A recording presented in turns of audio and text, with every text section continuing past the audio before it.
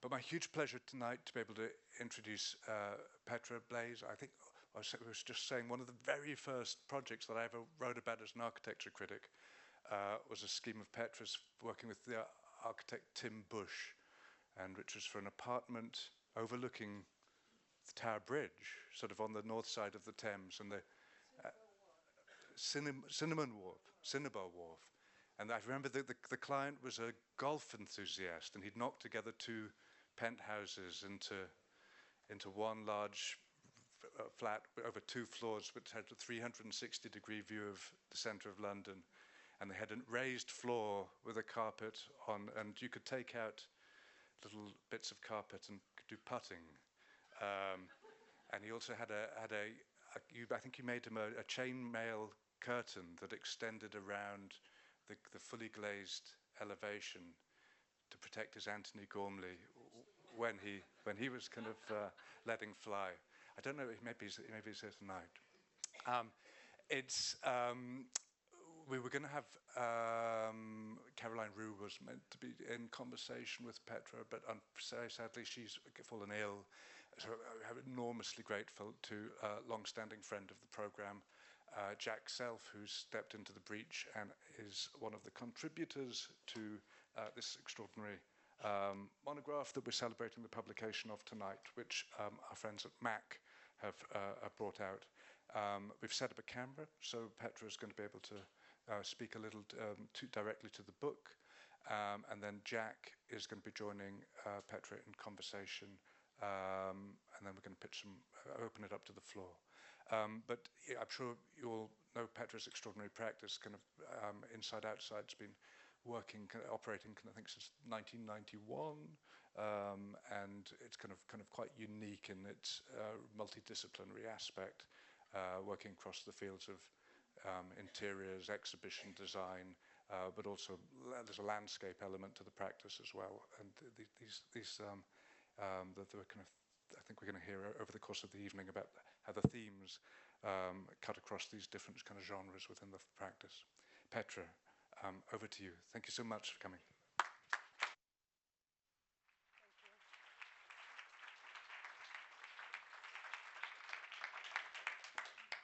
You just reminded me of a project we forgot to put into the book. It's not Cinnabar Wharf, but the architect who invited me to do Cinnabar Wharf, we never met the owner, by the way, also invited me to do the interior of a helicopter and of a house on the canal in Amsterdam, and also a house on the Isle of Wight. But we started with the helicopter, but I forgot to put it in the book. It had to be soundproof and completely black. And I was flown over, and I was in this hangar with a whole team of technicians and the architect to make an interior that the owner of the helicopter could invite women to travel with him while listening to music, among other things. And it became a very kinky interior, as you can imagine. Lots of black leather and studs and so on. But I forgot it. Strange. It must be Freudian. Anyway, I wanted to talk about the book. The book is an initiative of the ETH, the Technical University in Zurich.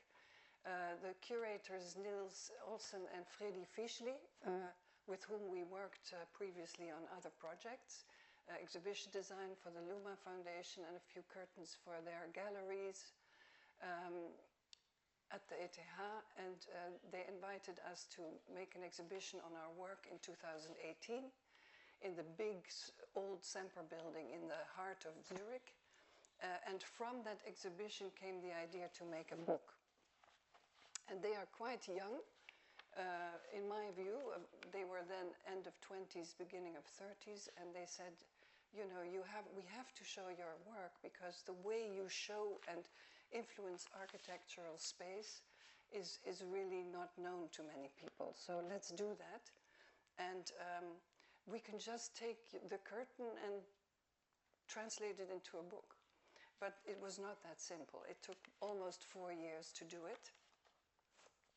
Anyway, they were amazing because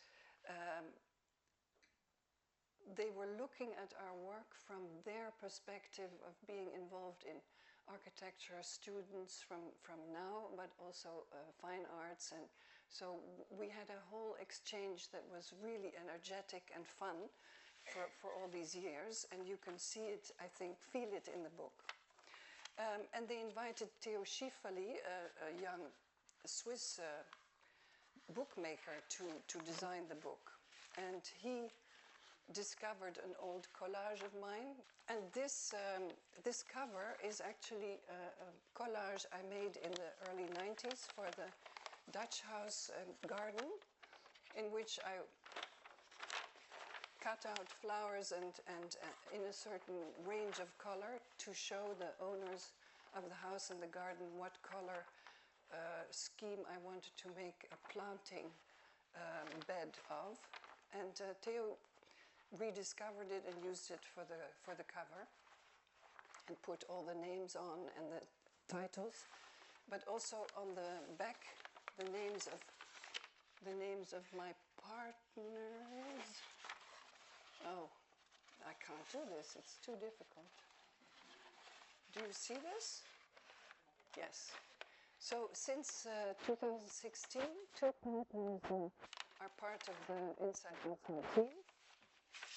An architect and a landscape architect. And Peter Niesen, who's not a partner, but he works with me already 22 years. And there's also a text on the back, which describes in one sentence, which I put also on a little booklet that Irma Bohm made in 2000 for the Storefront Gallery, where we had an exhibition.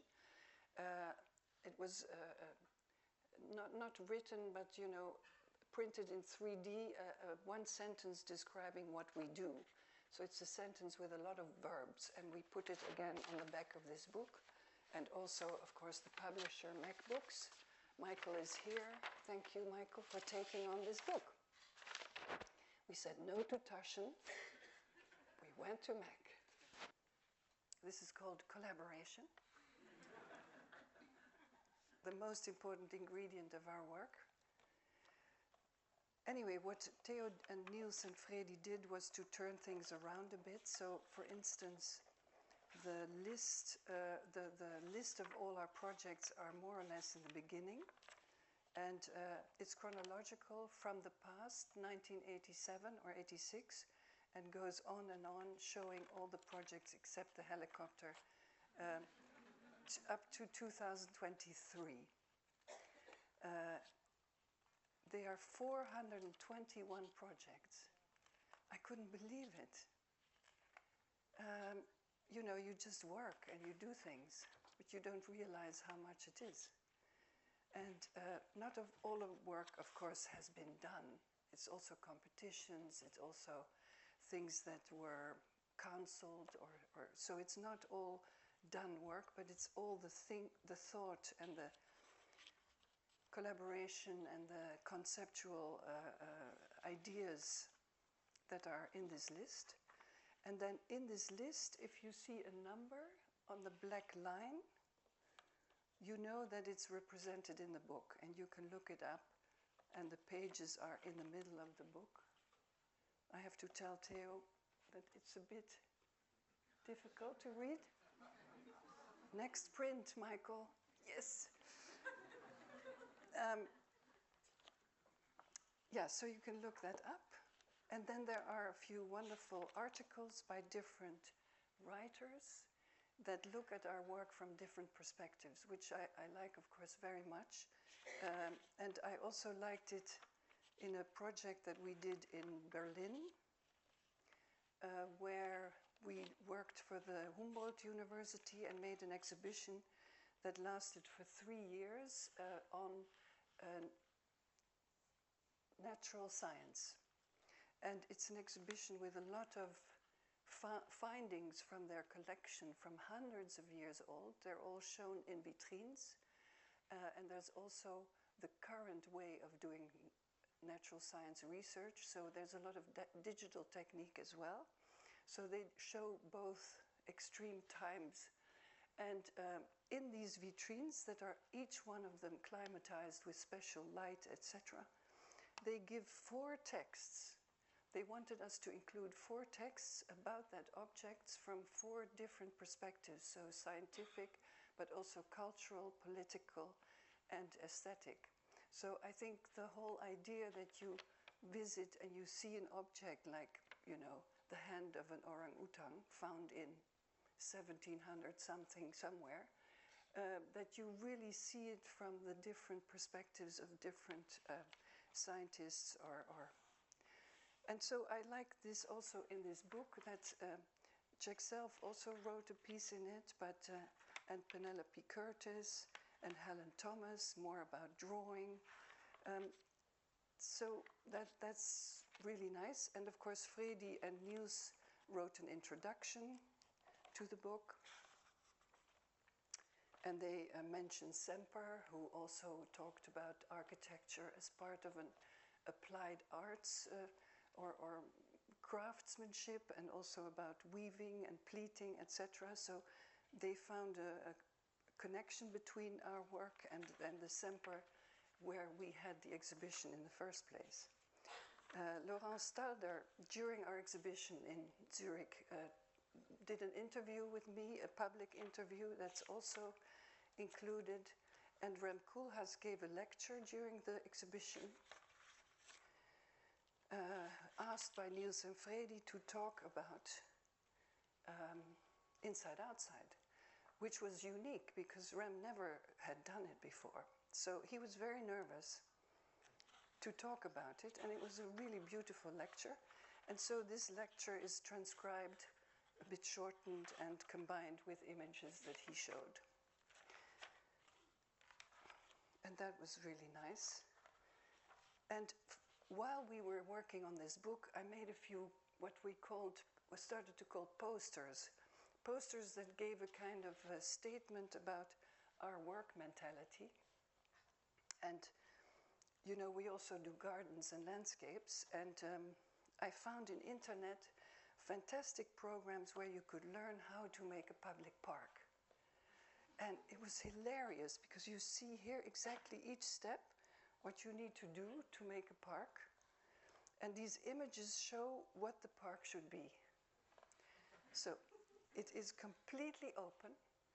There is hardly any planting, except trees. It has cameras everywhere and digital connection everywhere. So it's great.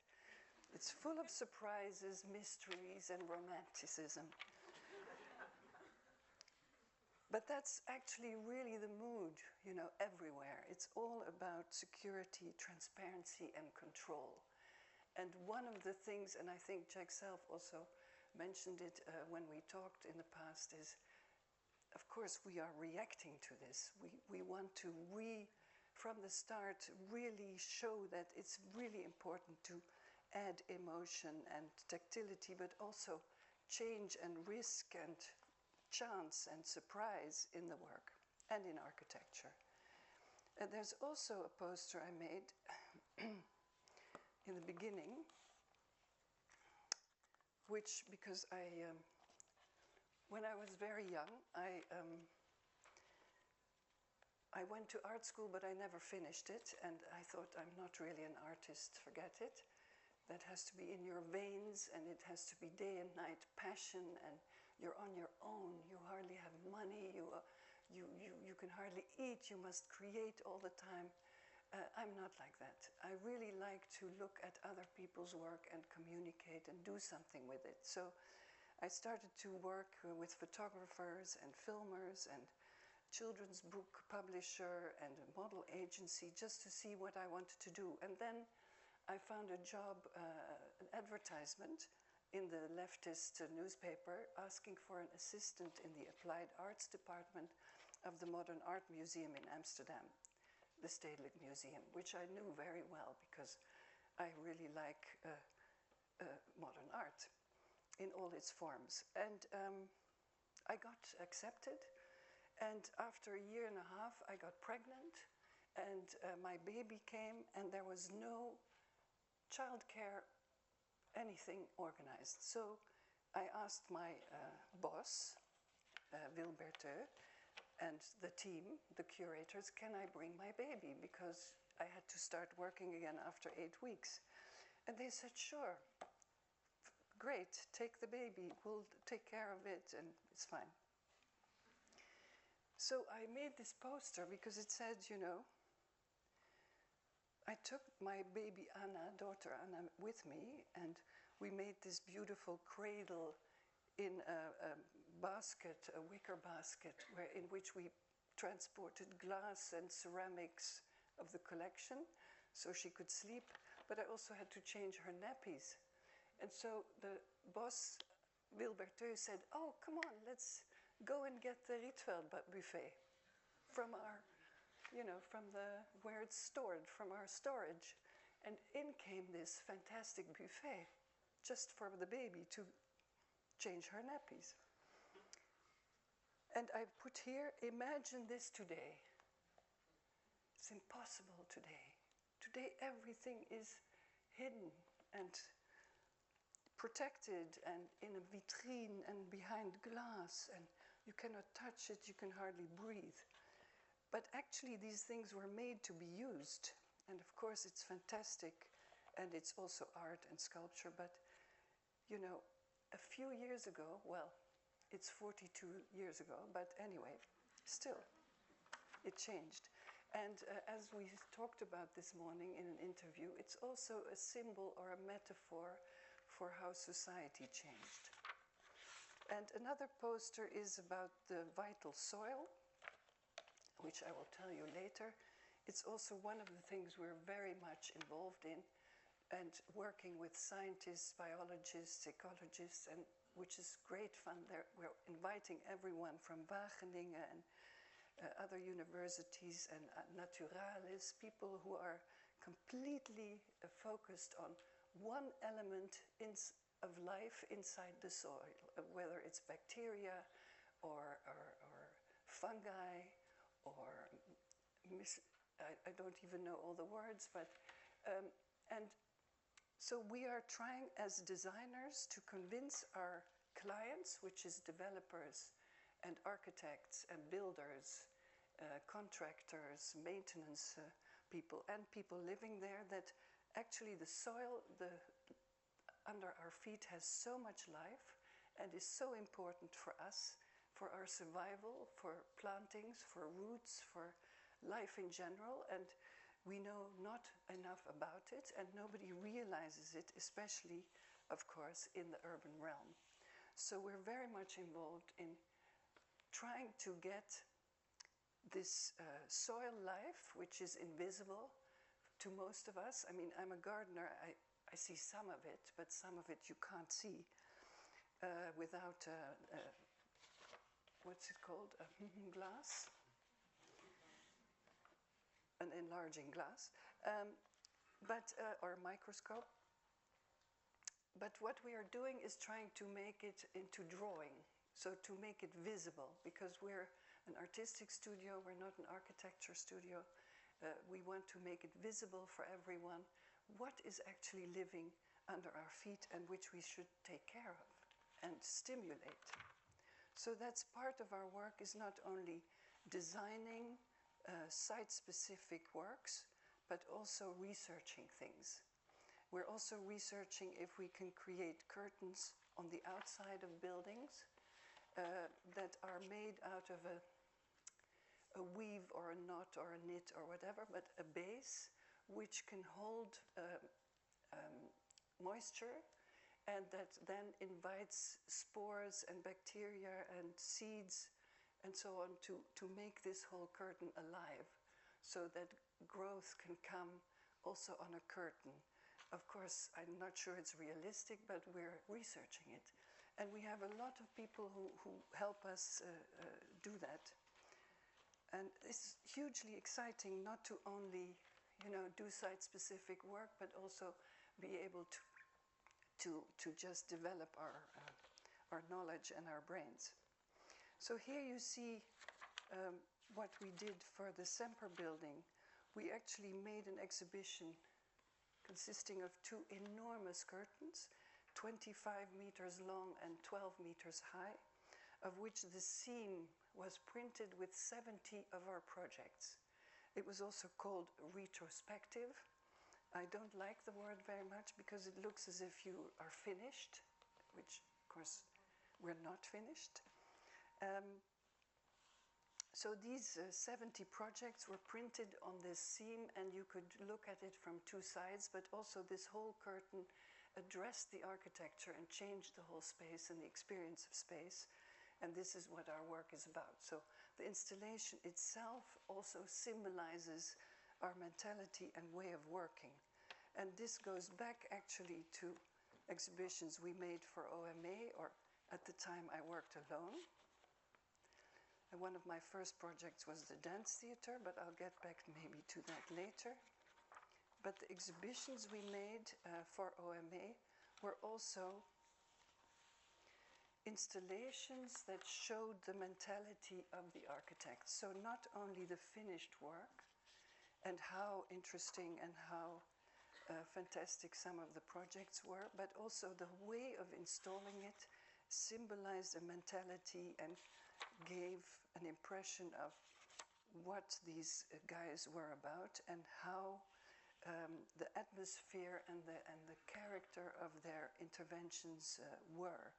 There was also sound, and for instance, in the Boijmans Museum, I also installed, oh, I can't see it, installed a curtain, a silk curtain in the window, and there was, I put a wind thing, and so it billowed all the time during this exhibition about the architecture. And we asked sculptors to make huge models.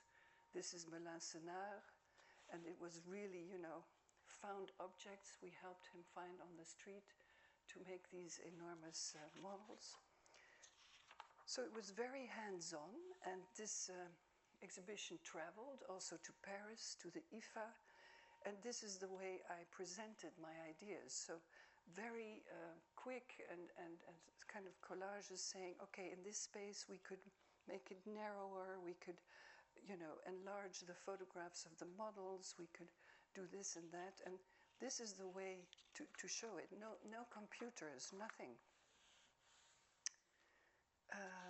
A different way of working. And one of the things I introduced was the collage. I call it the girl room collage. It's actually showing all the sources of inspiration of OMA at the time. They were a young office in Rotterdam who came in 81 approximately, and it was a very small group with Rem Koolhaas and really now, of course, grown-up architects, but all completely strange guys. No girl, as I remember, but came later. And so everything that I thought and asked them, what inspires you? What do you read? What is exciting? What is... I found images of artists, of food, of pornography, of travel, of sculptures, of art pieces, but also texts and poems and so on, and made these collages as part of the exhibition. And here you also see it. And these are actually a reproduction.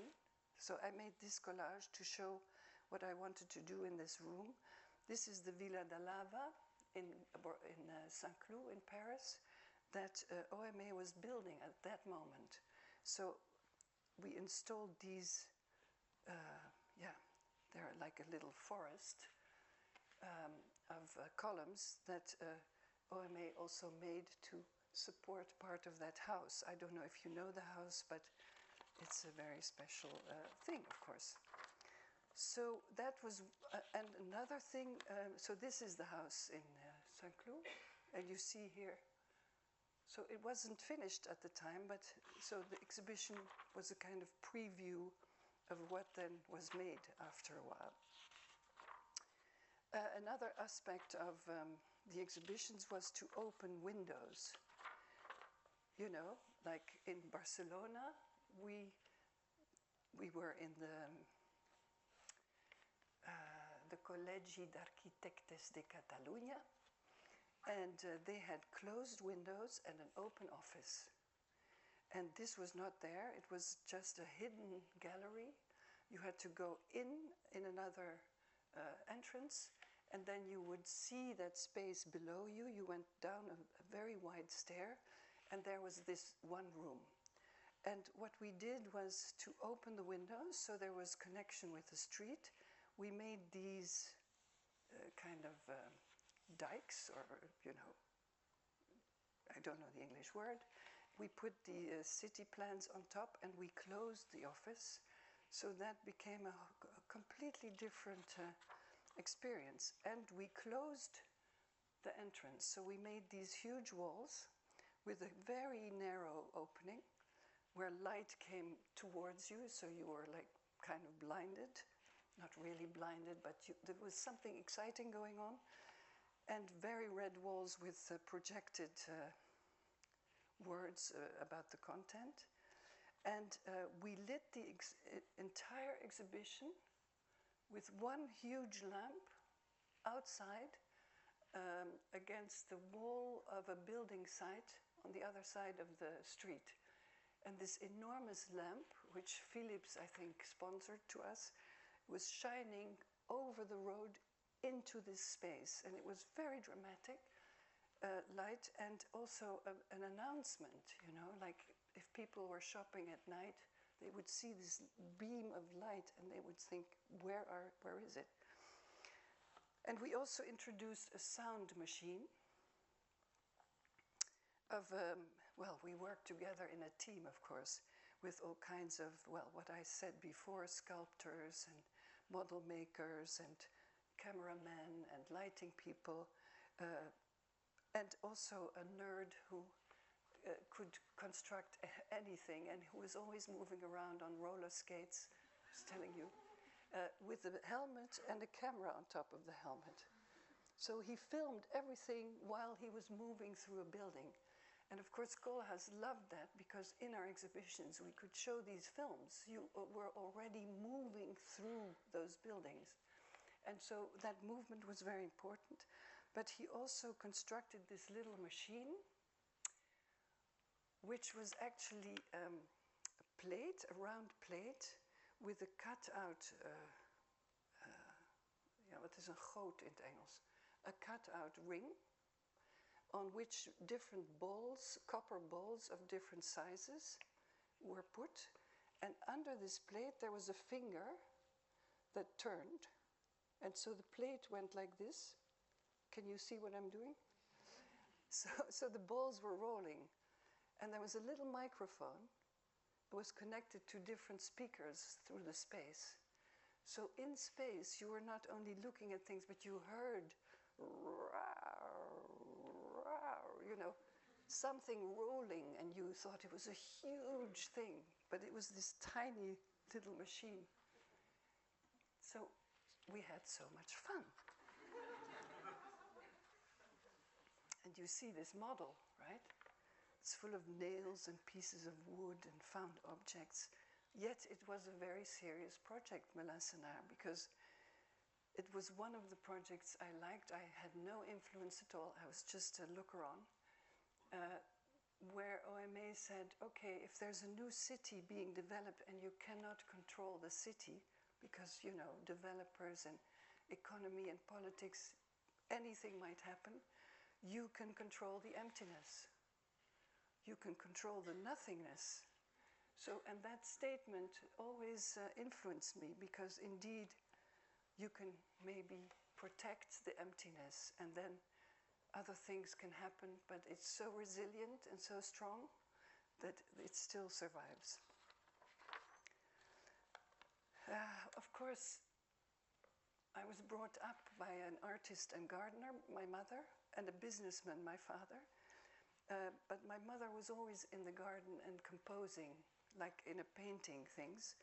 And I was very inspired by gardens and plants and animals and so on, like many children, nothing special. But being a gardener, I thought, okay, I'm always designing with different architects, different projects, but I actually want to work on the land. I want to make, I want to, like I do for myself, I want to have my hands in the soil and make things. But I'm not really an educated gardener. So I went to an older lady. She was my age, a bit younger than I am now. And she bought a piece of land in Overijssel, somewhere in Holland. And it was a forgotten pine tree nursery. So it was a very dense forest with a creek running through it. And they wanted to turn it into an estate with a house on it. There was no house yet. And I asked if I could work with her as a gardener.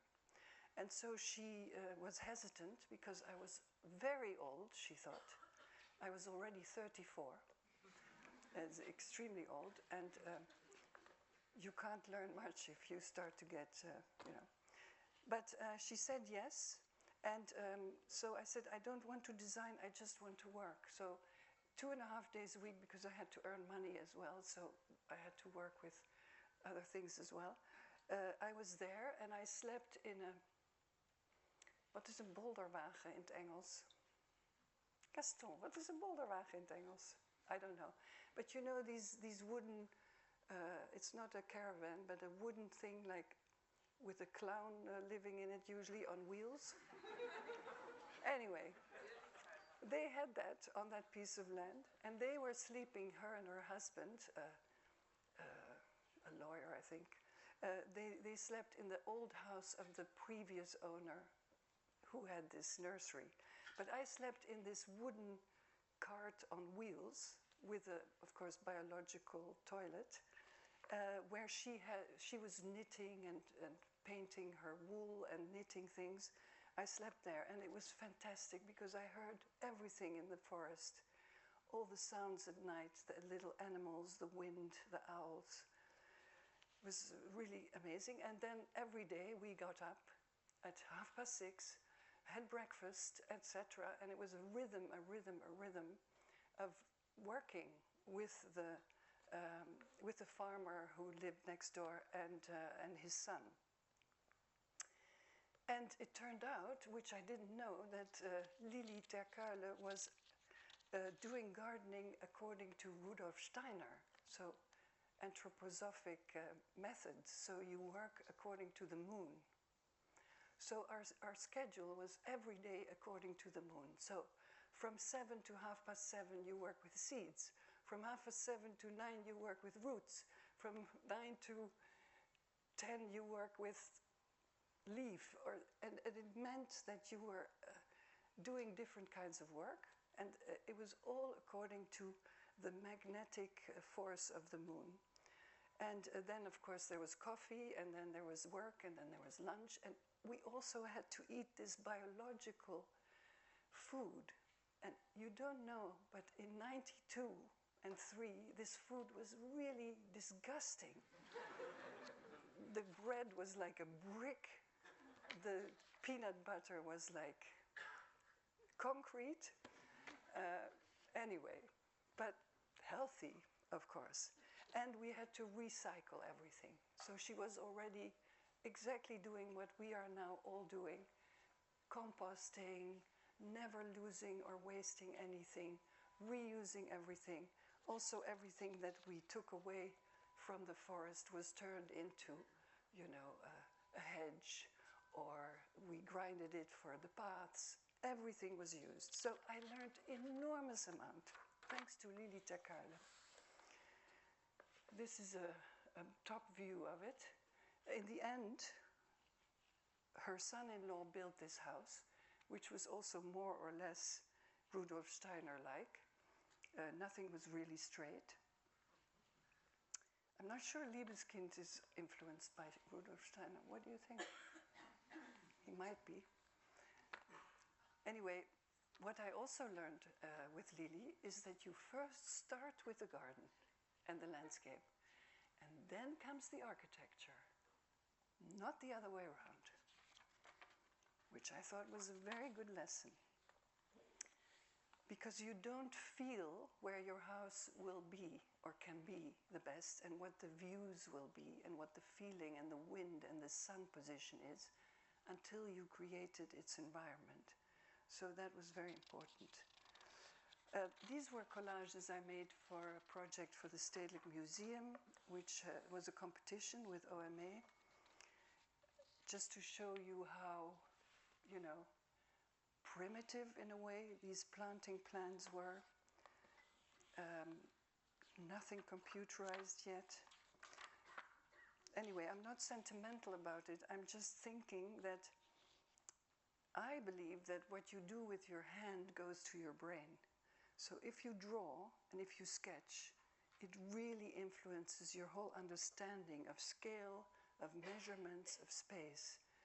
And if I work with people in my studio and they only draw in a computer, and I ask, how wide is this path?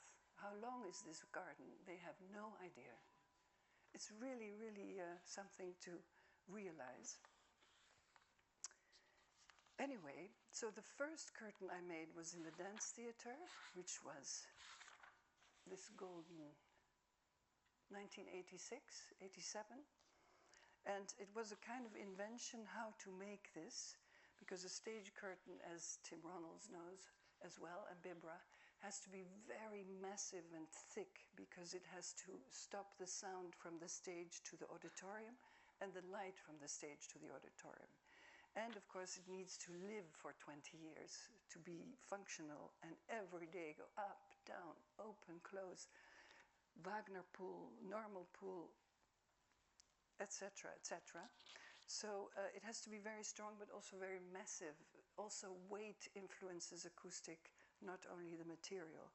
And this is very thick velvet. And I found a laboratory of Texoprint who helped me to realize this by first making a copper roll with sticking out discs, so that they could flatten the hairs of this very stiff woolen hair, the velvet. Then they developed glue that was so thin that they could pass it through a silk screen. And this is the drawing I made to explain it. So the glue was silk screened on these flat moments, and then gold foil was pressed on it with heat, and then the foil was pulled off, and then on this glue, of course, these golden dots would remain. And that is what the curtain became. And it was gold on very light gray. But what I discovered, of course, also is that any light can change. I mean, this wall is now blue, but if we want, it can be pink or white or whatever. And the same goes for these kind of gold and silver materials. You can really change its character, however you like. What was also really influential to me was this work on dance theater, because it was a very low budget building. It was money earned and put aside by the dance theater company itself. There was no support of the government or the municipality. So they had gathered this money and they asked Rem Koolhaas then just in the Netherlands to make this theater. But it could only be so many cubic meters content because of regulations, and there was only so much money. And so all of us worked on it like day and night with the same people with whom we made these exhibitions later. You know, photographers, inventors, music specialists, designers, etc. And we were there day and night and did a lot by hand and improvised and, you know, screwed lamps into the ceiling and so on and so forth. And I found all the second-hand furniture and reupholstered them and found a wooden, actually a tree along a river that we picked up at a certain point and dried and gassed and then used as a chaise longue. Here you see it. Here it is. And so it was a kind of collaboration in its most physical sense and with a lot of inventiveness, because of course everything had to be done, but for very little money, again. And I think that way of working, really realizing something as a builder almost, yourselves is very important, because you learn to get to know all the materials yourself. You know, you're not talking about it or just drawing it, but you're actually working with it.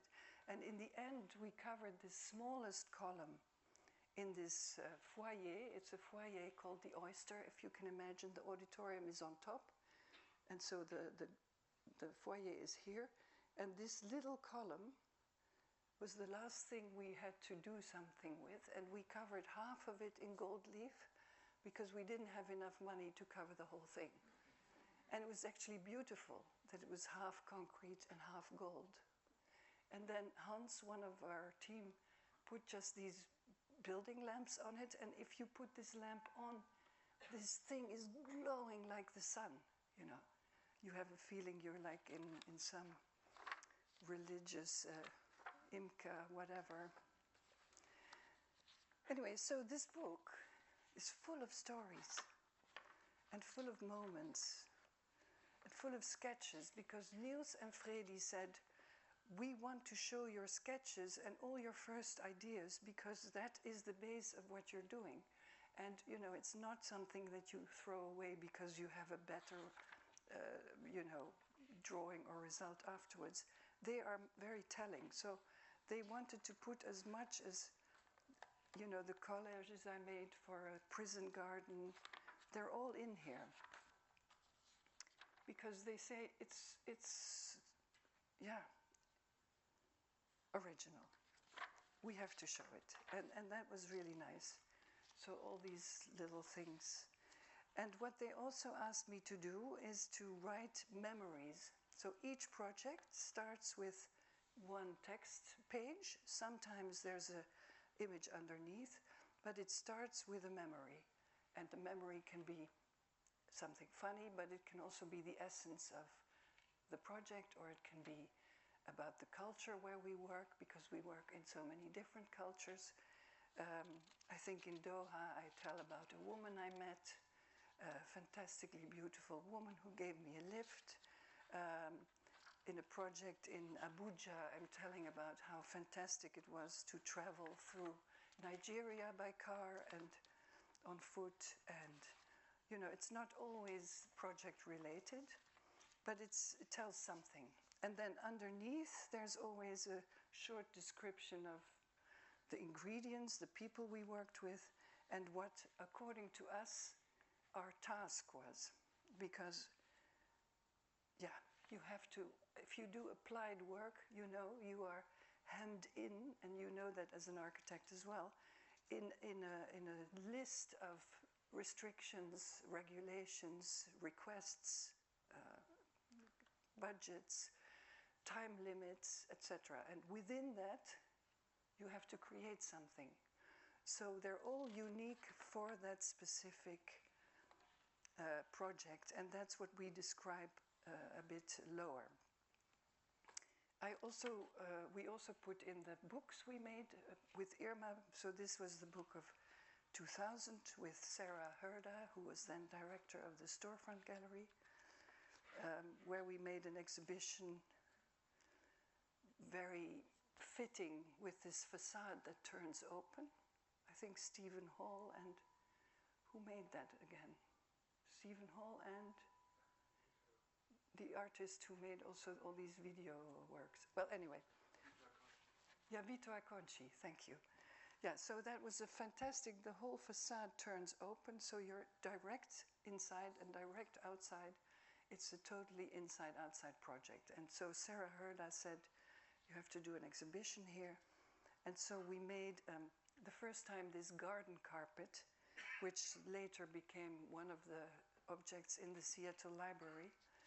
I always take pictures of plants from the top, so you see the color and the structure.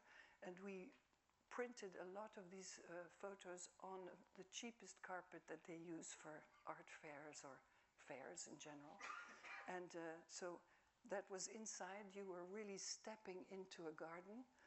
the curtains were hanging in the facade and they were billowing out. And outside we had these grass cushions where people could sit on later. But Sarah, here's Sarah, she's watering the grass cushions every day because we had to grow them, of course. And this is how it was designed. And of course we made models, and we also decided to make a big curtain covering the entire facade of 15 meters high to show in what scale we normally work. And we asked all the people living there if they would mind if their house would become pink for another 4 weeks or 6 weeks. They didn't.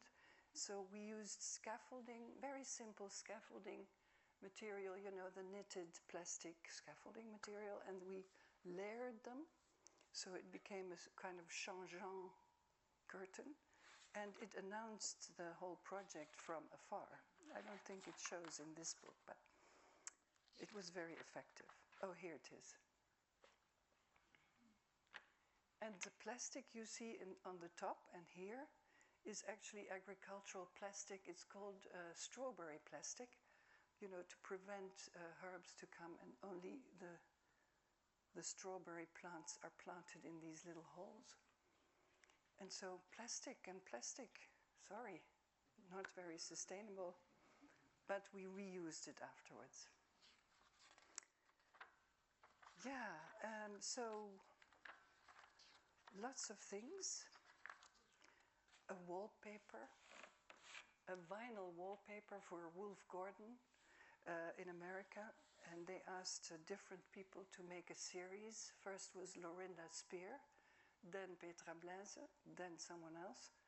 And we thought at Inside Outside, let's take technical photographs of our textile samples and enlarge them and then print them on this vinyl wallpaper, so you would have the impression of softness and three-dimensionality, whereas actually it's the toughest, flattest, cleanable surface for, you know, it's used for offices, but also hospitals and bathrooms and so on.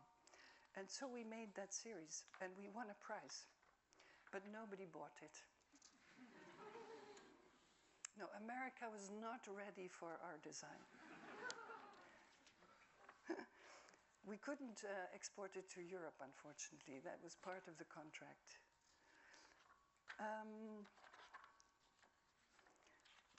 Well, you know about the curtains, you know about lots of things, I suppose.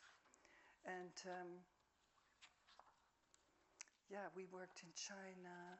And for instance, here is a private apartment of Anne Goldstein and Christopher Williams in Amsterdam while she was director of the Stedelijk Museum for 4 years, I think. And they invited me in their apartment and said, you know, we need something against the sun here. And you can see the apartment is meticulously furnished. Everything is straight, everything is organized, everything is colorless, more or less. Beautiful. And so I sat there and I thought, pink. Definitely pink. No other color is good here. Yellow, no. Green, no. Because there's green outside. It's the Vondel Park. Blue, too cold. Pink. Okay. And they immediately, Christopher Williams said, okay, Petra, pink. But nothing else. No details. I said, are you sure? I want to do a little this or a little that. No. It's pink. And that's it. And look what it did. So, it was so unbelievably intense. It was even lined that if you came up in this apartment building and you went to their front door, the little openings were pink, I tell you. Unbelievable. But they wrote a little piece and they say they really enjoyed it. And they left it there. They left it there for the future new owners, whom I never dared to visit. Yeah, gardens. Gardens in urban realms or in urban context on roofs, mostly on roofs. Either you're on a parking lot underground. I mentioned the ground and the importance of ground. But it's mostly on roofs, and also in Shenzhen, it was on a roof of this Shenzhen Stock Exchange building. And we were asked we joined OMA in this project, like always, actually from the beginning. We didn't do anything in the interior here. We only did all the exterior spaces, you know, the plaza, the public park, the roof garden, and interior terraces. And we thought, let's combine European, it's not something very original, but Sino-European, so combine European with Chinese culture. And I found this very old book with medieval flower patterns that were actually used in architecture. And so I took these and we translated these flower patterns into shrubbery. And of course in China they are very good in trimming, otherwise you couldn't do this. And the whole idea was that they would trim these shrubberies into this shape of those flower patterns. And in this building, 10,000 people work. And they use this roof for everything, for meetings, for relaxation, for yoga, for sports. So in this roof, there is a lot of sports program as well. And here you see all the other areas. And of course, we had to cover exhaust and air intake, huge chimneys that were refreshing the air of the parkings underneath, etc. And I love the moments that you visit a building site and it looks like that. And you think, well, how is this ever going to get? But we had to represent, and that's also interesting, the different cultures. If you work in the Middle East or if you work in China, is my experience. I'm not saying I know everything, but you have to be so realistic from the beginning. You can't do this nice kind of collages I used to make. You have to make digital 3D impressions, and I hate them. I think they're so ugly. And you know, it never will be like this. So you pretend you know what you're doing, but you actually don't know what you're doing. But you have to pretend. And you're standing there with all these guys in black suits who look really stern, and you're explaining what you're doing, and that it's going to be fantastic, and it's going to function like mad, and it has a very low maintenance, that it will cost almost nothing, and that it'll do everything, you know. And they are half asleep because they're always tired. Also in Korea, they were always half asleep. And then you would say something weird, but at the end they were really critical. So it got me really sarcastic, like, what do you mean? You sleep half the time and now you criticize what I'm showing you? How dare you? Anyway, it got made, and they use it and they really enjoy it. But you know, this is then the beginning. Also in conversation with you. Oh, sorry, Gaston, I have to turn the book. I know you hate that. Discussion with the architects. How do you recycle? How is your water management? Can we filter? Can we recycle? Can we use it? Please, please, let's invest in that. I've been doing that since ages, and sometimes it works. You know, this kind of representation. It became almost like that, I must say. Here's a project that I call the epitome of the emancipation of the curtain. It doesn't need architecture anymore. It hangs by itself on helium balloons. And it moves. It's like unbelievable what a little bit of wind can do. And it had to change space all the time. It was a concert of a Greek composer living in Holland, Kalliope Tsoupaki, she made a composition called, I'll remember it in a minute. And she asked us to make a background for different theaters. Narcissus, excuse me. And so we made this curtain a very thin voile, very silvery, so if you light it, it changes all the time. And because of this balloon system, it could change from, you know, a little church to a huge theater to, it just adjusted to the space. But this was for us really a proof that you can not only emancipate as a shape or as a functional being into an architectural space, but also have your own life as a curtain. Mirrors play a role in our work.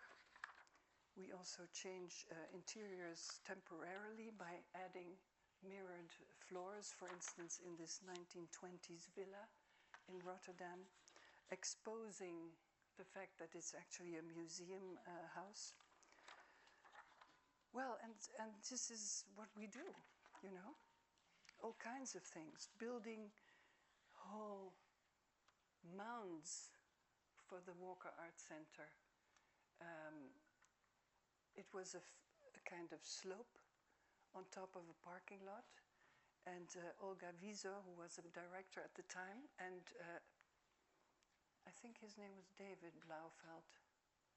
I don't know his first name anymore exactly, but they asked us to do the exterior space and influence it, and it had to also house a lot of public a few times a year because they do open air concerts. And so we built this hill on top of a parking lot that Herzog and de Meuron had designed a few years before, but it was so weak it couldn't really hold this hill because the weight of soil and the weight of trees was too much. And so with local architects and engineers, we built this whole hill out of foam. Don't tell anyone. It is very bad for us, but it's the only way we could do it. And it was really important because this hill, which is like what I thought of English landscapes, with these beautiful meandering shapes, it changes the entire spatial experience of this garden. You have a different view, you have a different feel, and it really is used very well also for all these concerts. And then on this hill we created tree rooms, actually spaces made of trees which you could enter and you could use as a kind of shaded room. And here you see how this slope and hill is used when there is a concert.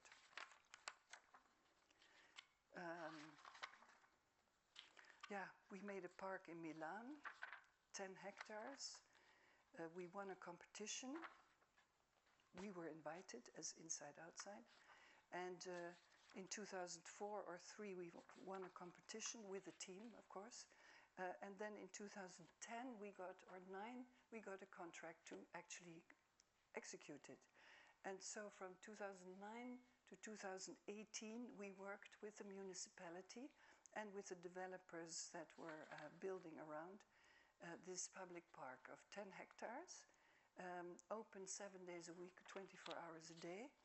And our plan was actually, the design was actually creating straight paths, connecting all the important points with one another, because the park had to connect different areas, people living in different parts of the surrounding, commercial, political, you know, and the station Garibaldi. And so we just drew these lines, and by making this web of paths, you get irregular fields. And we created a kind of botanic garden that the fields are all different garden typologies. And of course the root systems and the soil were under these paths could also connect, which is very important for the health of everything. And we also created a natural pond. And it was COVID time when it opened in 2018, and it was a huge success because everyone went to the park. And so it was very well received. And what we are now up against is, of course, its maintenance, because it's maintained not by the municipality. The municipality had 70 euro cents per square meter per year for the maintenance, which is not enough. And so they borrowed the ownership to this developer called Catella and Koima, and they, for 10 years, maintain the park, but they also use the park because it's now embedded in all these new buildings, high towers of different architects and the station, and they use it for cultural program, etc. And they want the park to earn itself back. And that is a very, very politically and emotional for me point, because a park cannot earn itself back unless you put buildings in it that have a certain function. So that will happen. They will put some buildings in, among others, a public toilet, which is a very good thing to do, of course, a cafe, but also a little theater, and also a little cultural place, and also a residential whatever. And so there are plans for 4 different buildings inside this park, and they're turning more and more gardens into lawns. So on the 12th of April, I'm going to talk to them. Yeah.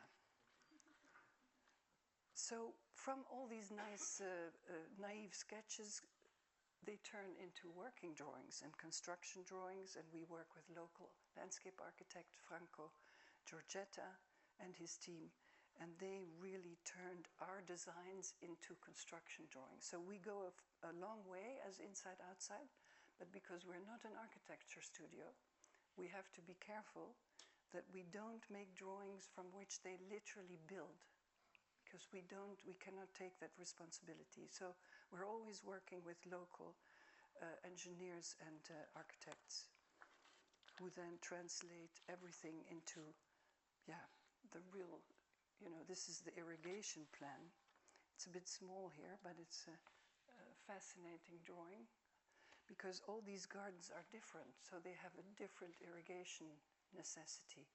So it's all planned, and there are water retainers, but this is how it started. When the soil was cleaned, it was of course polluted because of all the trains, and underneath there's a whole world of tunnels, metro stations, and emergency exits, and it's all integrated in the park.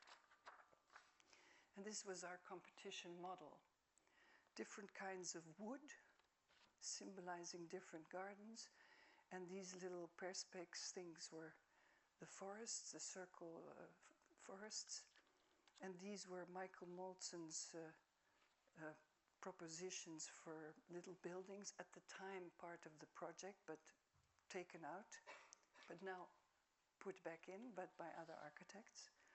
And this was our study of what was actually going on underneath our site. That took about 2 years to get all the information together of different owners and different times, what was actually going on underneath the park. And this is what you usually get when you make a garden in an urban setting. And talking about security and transparency, this was the maze I designed with a reason, because this is on top of the metro station with all kinds of maintenance openings, and trucks had to be able to drive in and turn. And this maze was made, but they said during our construction that it can be made, but the shrubbery can only be 50 centimeters high. So exciting. I mean, if you walk there, you get totally lost, you can imagine. And we said, why? Why is this? And they said, well, you have people who might sleep there, or use it as a toilet, or they might attack you if you can't see. So this is it. I mean, graphically it's nice, but you have to be in there and experience something different. Anyway, I don't need to argue about this. Curtains that create spaces, huge monumental curtains, woven, specially woven for this previous train repair place. We also wove curtains more often, also in Qatar. I don't know exactly. Here.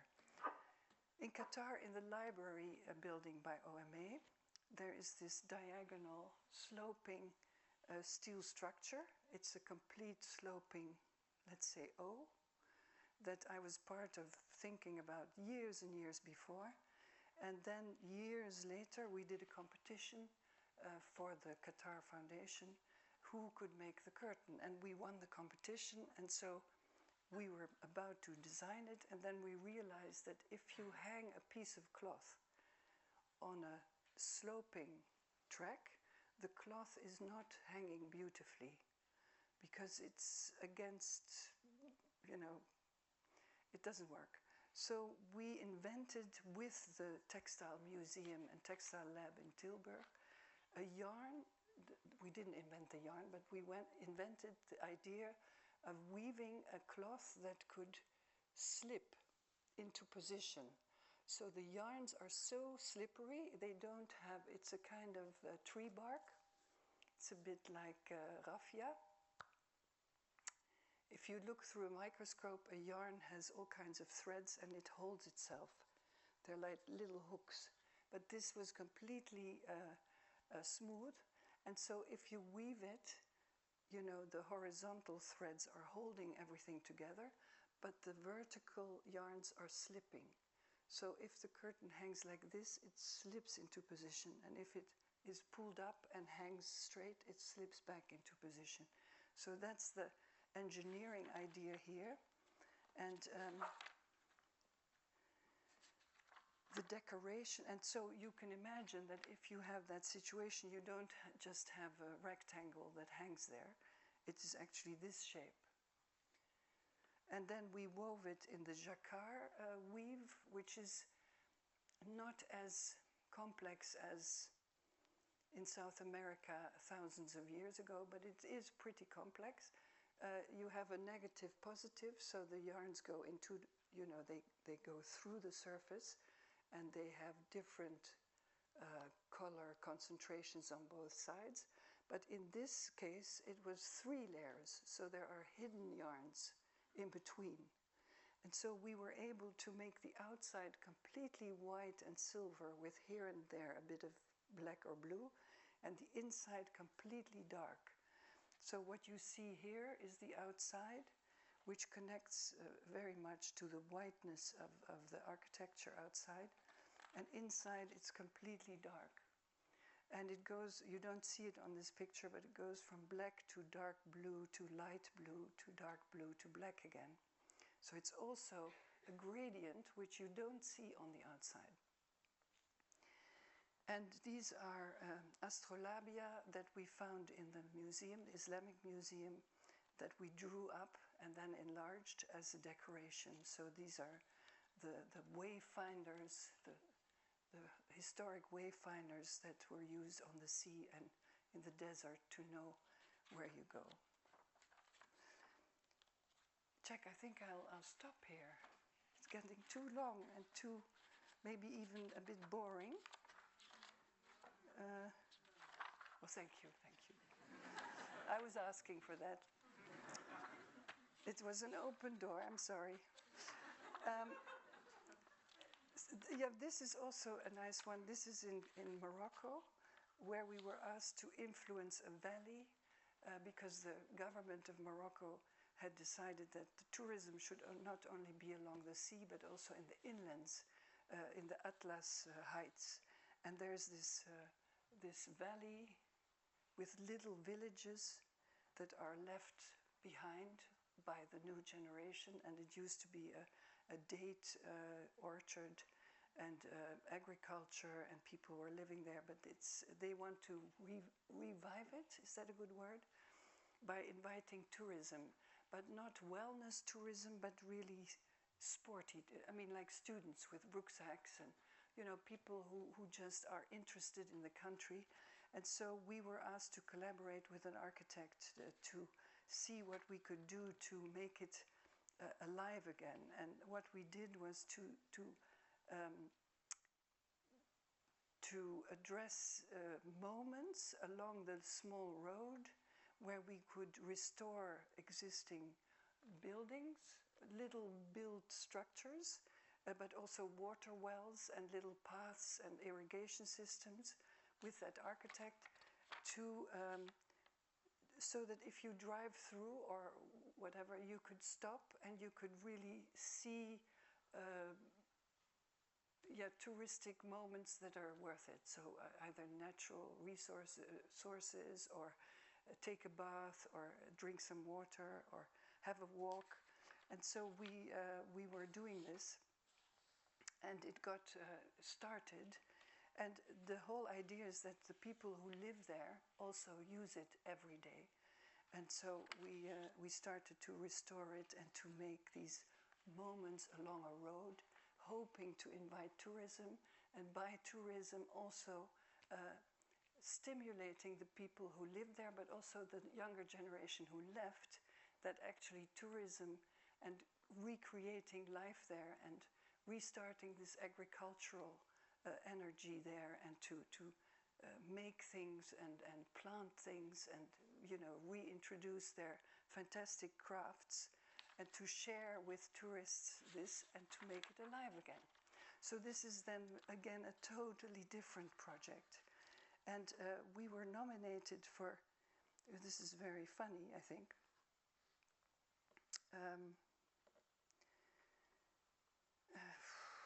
I can't read it, I don't have my glasses on. Aga Khan Award. Who's saying that? You. Okay, thank you. We were nominated for that. See, I'm not really interested in prizes, but apparently that's a big honor. But it was not so much thanks to us, but because of this Selima Naji, the architect who worked with us, who restores historic buildings. Anyway, thank you for your attention.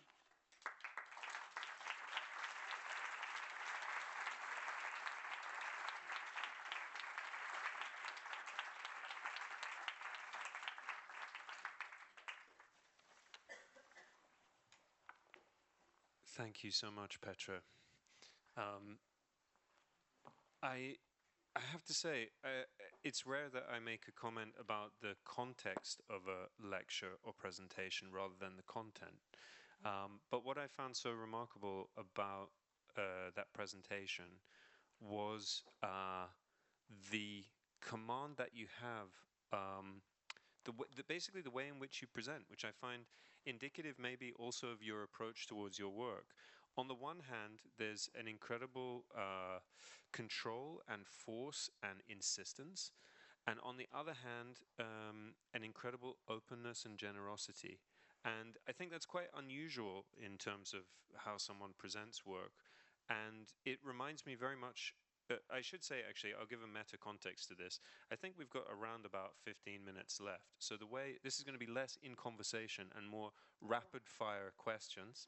I have 4 questions that I want to ask you, and then I'm hoping that we might have enough time for 1 or 2 questions from the audience. Mm-hmm. In an interview I did with you... I'm listening, but I'm taking some water. Many years ago, you said that you delight in contradictions. You're compelled by contradictions. And what I find quite interesting about your presentation of the work tonight is a very core contradiction I wanted to ask you about, which is on the one hand an immense poetry to the work, great artistic sensibility, and on the other hand a great interest in technical precision. And I'm very interested in how you work. You seem to hold both of these at the same time and move very fluidly between the two of them. And I'm just interested in finding out more about that as a mode of working. Well, it's just that if you're only romantic, it's not so interesting. Romanticism is beautiful, but it's very personal, and I think the technique is what makes it really exciting and really functional and really applied, And And the technique, the development of technique is also a passion because it needs collaboration. You know, I myself, I cannot do anything. So I really need, and I'm just an example, one person cannot, in my view, do anything, cannot do everything. So you need to invite people. And so what it is you have a vision and you have an ambition and some gut feeling and also knowledge of all the information you get that you want to reach a certain result. And to get that result, the technique is hugely important and makes it also exciting. You know, that in the end it looks super simple, but 11 people have worked day and night to get the technique together, to make it, you know, to have it move, to make the motor, to have a motor that is completely silent, you know, a curtain that disappears in the ceiling without making any sound in a concert hall. But also Peter knows to create a textile or a surface made of knots that will not stretch, that will not move, that has no acoustic effect on a space.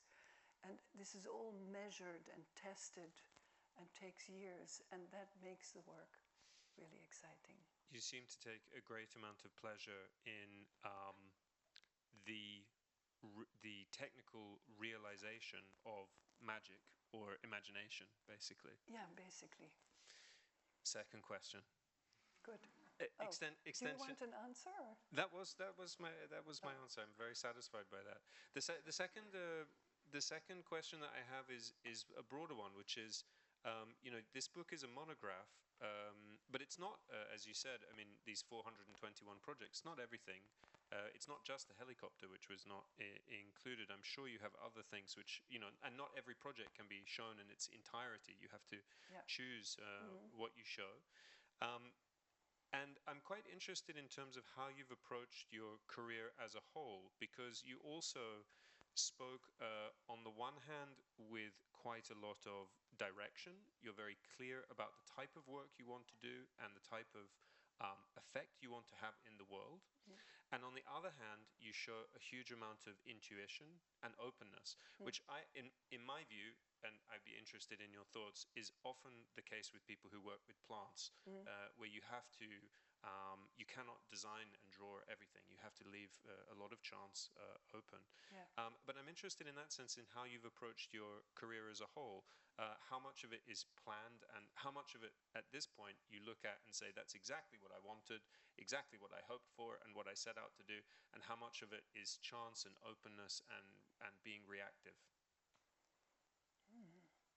I think most of it. It's like a roller. One follows the other, follows the other, follows the other. And while you're doing all that, you remember, you take all the information and like a sponge, and you go on and construct on that again and again, more and more. Creating environments, yes. Working with others, with other kinds of talents, yes. That was, I think, more or less a plan, but not even that.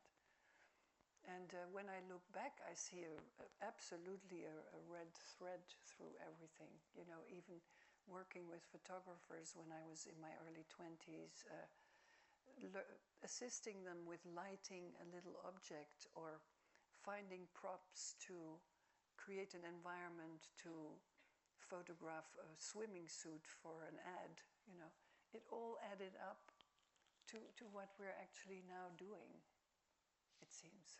Do you have any advice? So on the 12th of April, when you go to Italy, you were quite polite about it, but it sounds like you intend to give some strong suggestions to the owner about this project. And you said yourself that often you work within very tight parameters inside a project, you know, in terms of time and budget and so on.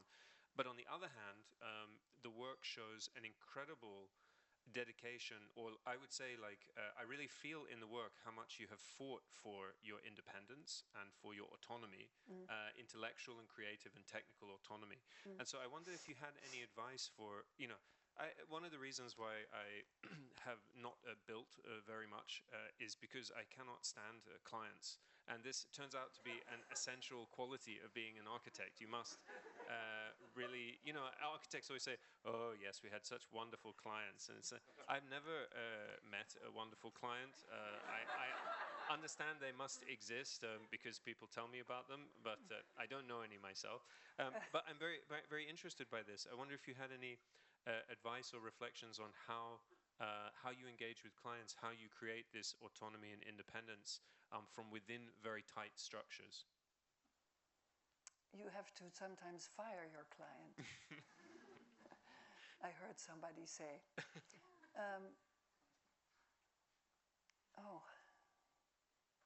What was the question? Do you have any advice for how to create a space of independence and how to fight for your autonomy when you have such limited constraints? It's really difficult to answer that question. What I do know is that it addresses all your talents, or not call it talents, all your sections, because you have to be diplomatic, you have to be able to defend things without pushing too much, you have to know everyone's perspective and understand it. I went to Yoko Ono today, her exhibition, and there was this, you've probably been there, this piece of glass with a shot, a bullet went through.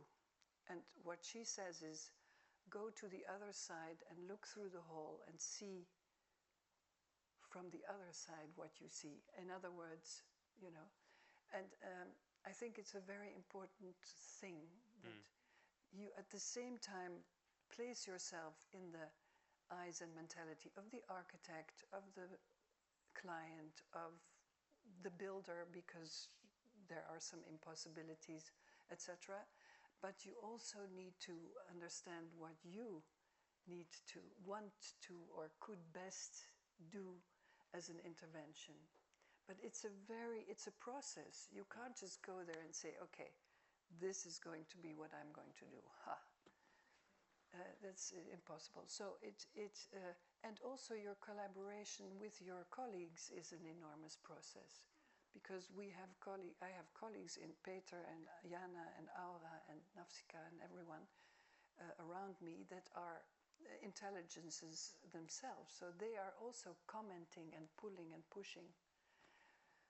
So there's no answer. It's just that architecture or creating applied work is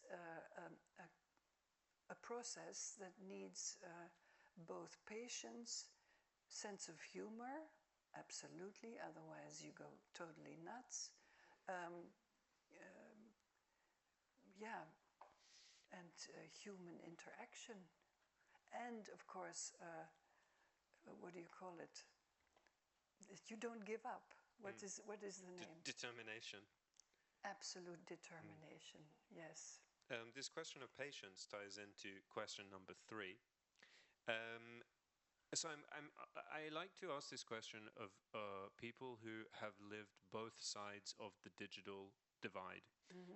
I'm just old enough I had my first mobile phone when I was 17, and the internet was very rudimentary. I didn't experience like a modern internet till I was about 21. And so I'm just old enough to remember a kind of era of pre-mobile phone. And in my first degree in architecture, I was forbidden from using a computer. Everything had to be done by hand. Good. Who was your teacher? Glenn Murcutt, an Australian architect. If they thought that you were tracing hatches, they would rip up the drawing. But the question that I have is really about you mentioned the difference in terms of a way of working by hand, and in terms of the difference between digital imagery having to be very visually precise, but actually is a total lie, and let's say pre-digital imagery being much more open to interpretation. So I'm interested in hearing whether you think there are advantages or disadvantages to each side. But the essential question I have is not even actually about architecture or drawing. It's about whether or not how time and space have changed after the digital. Because my experience of pre-digital was you made an agreement with someone to be at a time and a place. You went there, you waited, they didn't turn up, and then you had to engage in a huge amount of both patience and empathy. Because you had to be like, if I were them, where would I be? Where could I have gone? What might have happened to me? And I feel like that level of empathy is often missing in a post-digital world. But I wondered if you had any thoughts on what I've said, if you agree or passionately disagree, or how you feel about it. Yeah, I do agree. But it's not only the digital that influences it, I think. I think we really use it a lot, also in our studio, because it's, of course, a great help of making precise drawings, right? If you use AutoCAD, you can really be precise, and it's a fantastic way of communicating with all the parties you need to work with. So I must say it's an important ingredient, and we can't miss it anymore. But what changed is the patience of the other side, and the feeling, especially, I'm not talking about private clients, because client is a horrible word, but commissioners. That's a totally different world. But if you work with developers and owners of big firms that are your commissioner, then a lot changed, also because of COVID, also because of the drama of our environment, climate change. I don't need to tell you all this, because all the wars going on, and all the panic, and all the immigration, and all the fugitives, or is that not the right word, that need temporary places to stay. I think there's a lot of work to do, and we should also bring up our commissioners. No, I said opvoeden, educate. I think the education should go in two directions. And I think maybe in this time our developers and clients are open to it. Because you can't just go on building and building just to make money. And especially in the Netherlands, there's hardly any space. So we're advertising that you have to use existing vacant buildings and put new life into them. And of course reuse materials, and take care of living soil. And I think the European Union is also working on that, that architects need to make buildings where even under the buildings it has to be vital soil. In other words, air and water should be able to reach the soil and allow for life inside. So it's not answering your question, but it's not only the digital thing, but the speed with it, and the idea that everything can be done in a very short time, very efficiently, for a certain amount of money that is never, maybe not enough, is a mentality that we should all together change or influence, because nothing just happens. I think that's a beautiful segue into my final question. Of course, we're not allowed to talk about the European Union here. This has become a very sensitive subject, I'm sorry to say. I have and of course, I should say that, collectively as a nation, we've decided that we should not be looking at what the EU is doing. But the final question is really, it ties into what you've just said, which is something else in your character that is very inspirational for me, is that you are very realistic. You're deeply grounded in realism, in the difficulties and struggles of the world. But you're also very optimistic and hopeful as a person, actually, I've found. And I think in that sense, I want to bring back that very first image that you showed of the Rietveld buffet and the caption of "Imagine this today." And I found that very inspiring to remember that, because things were different in the past, they can be different again also in the future. And I think my final question is how do you keep that hope for the future? and how do you remain optimistic, especially given the fact that you're also very realistic? I liked being at Yoko Ono's show today because that's also a bit of a mixture. You have to be optimistic because you have to believe that all of us together, but also as individuals, can make a difference.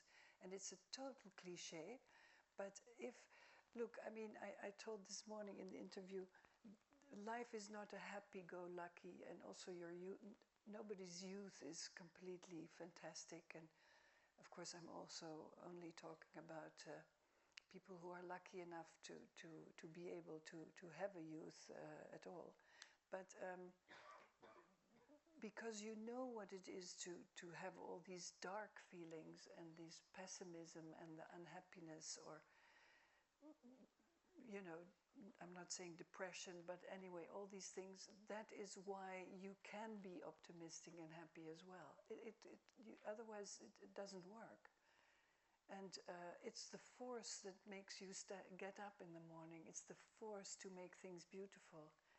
It's the energy to create environments that people feel better in. And architects, good architects, are really sensitive people, artistic, sensitive people who create spaces that make things possible, but also make us feel good in it, subconsciously. I think that's a beautiful message. I'm going to do, I don't even know if we have enough time for questions. Yeah, we do. Great, cool. I'm going to do like a classic trick, which is I'm going to invite maybe 2 or 3 questions at once, and then allow Petra to answer them in the way that she sees best fit. But I wonder if there's anyone who has a question. I believe there's a roving mic. What? Hi, I loved your talk, thanks. It's following on from a question that you've already had, actually, but how do you persuade people to have curtains? Excuse me, can you say that again? How do you persuade people to have curtains?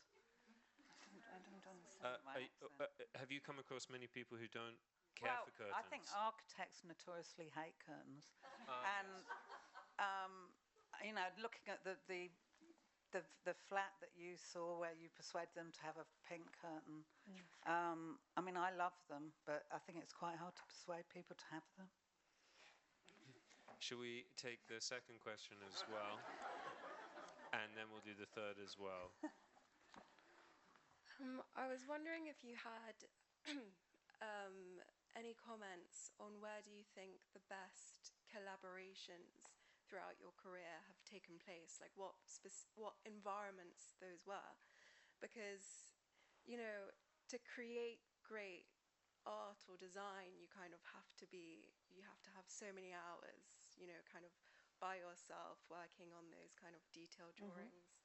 And then, but if you kind of look to history and or the Into the Night exhibition at the Barbican a while ago, and clubs and cabaret and those like small bars where you came together like after a long day's work and you met the photographer or the artist from the other end of the creative sphere in which you work, and maybe it was just 2 minutes or maybe it was in a 1 hour conversation, but it was just something you had kind of an encounter with someone different which kind of just really changed the course of what a problem that you might have been having by yourself for such a long time.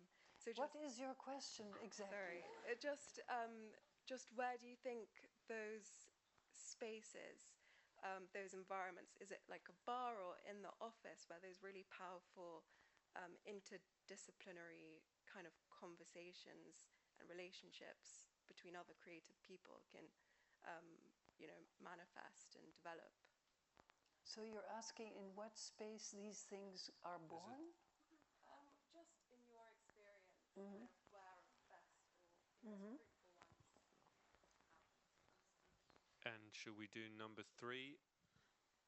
Yeah, my question is a kind of continuation of the first point about contradiction.